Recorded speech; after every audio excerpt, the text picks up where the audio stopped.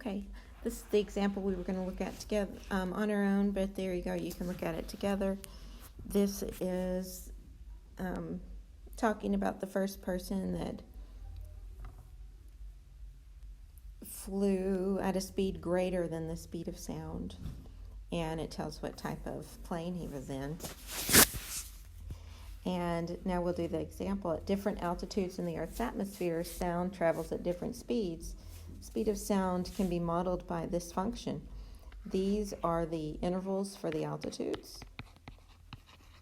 And this piecewise function has 5 pieces.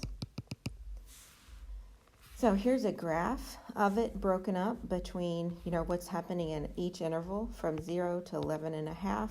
You've got a line going down like that.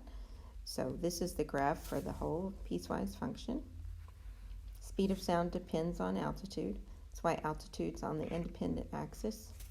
Speed of sound's on the dependent axis. So if we want to know what's happening, what's the average speed from 0 to 80, well, we have to break that up based on these intervals for the altitudes. So we need the interval from 0 to 11.5, 11.5 to 22, and so on. So they've got those set up here. They're finding each one individually. They're just working through and integrating each of the intervals, the function that goes with them, and they're getting these values. So then to get the total value from 0 to 80 total, they just add each of these up.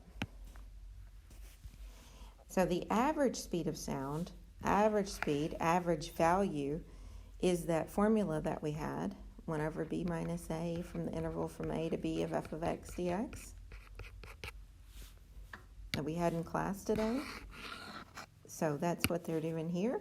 1 over 80.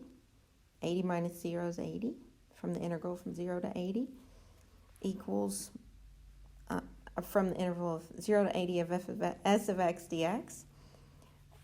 So that's 1 over 80. All of this value is this right here.